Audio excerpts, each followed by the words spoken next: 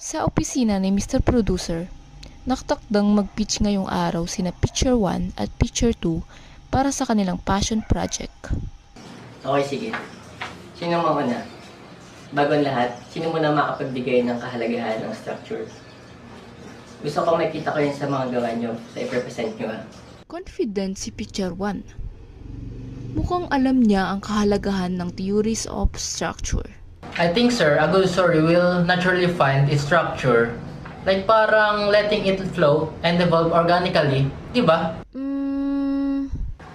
Hindi ako sangayon sa sinabi mo.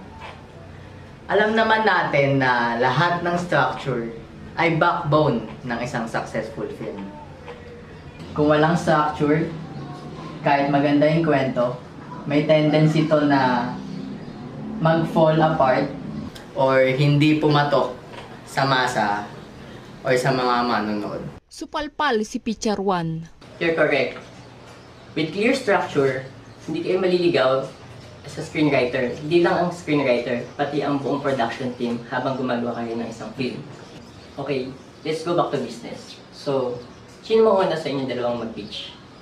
Sir, ako muna. Maganda to. So, naisip ko sa bala kong short film is mala MCU siya. Gusto ko na may spectacle, maraming pasabog.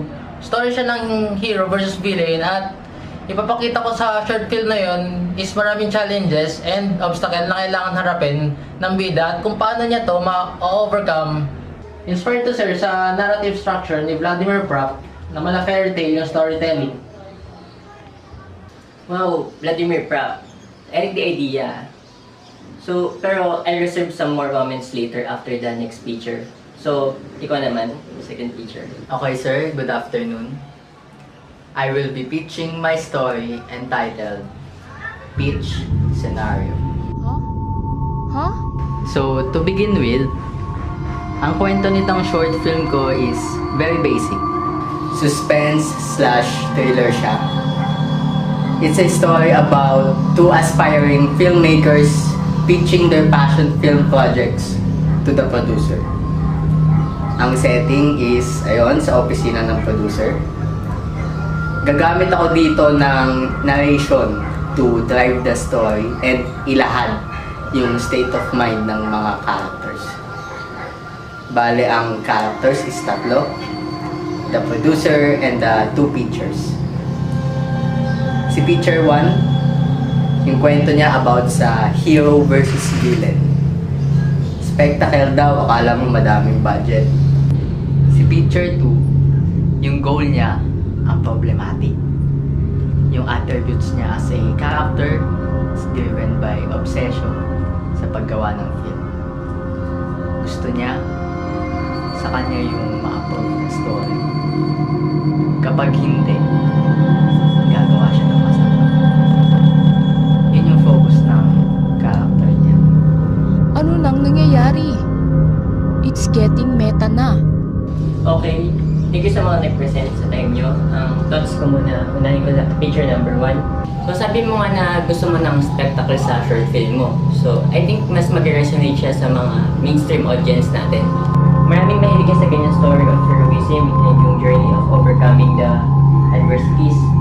Meanwhile, ay picture number 2, I like how personal the story is. Ginamitan mo siya ng narrative theory ni Gerald Genette. So, napansin ko naman sa gawa mo sa pitch mo na nagamit mo yung key elements tulad ng story, narration, and yung text. And I like how you apply it yun sa story mo. Parehas positive ba? Kanino kaya ang pipiliin? Okay, mas prepare ko kay picture 1 kasi mas mag-resonate siya sa audience. And yung sa'yo kasi picture 2, medyo dark yung tone niya. So, I'll go with picture 1. Uminit ang dugo ni Picture 2, tataas ang tensyon sa pagitan ng dalawa. O, sa tingin mo, ngayon ikaw bida dito? Ha? Ako bida dito? Pinagsasabi mo dyan? Picture 2! You can now leave! Get out!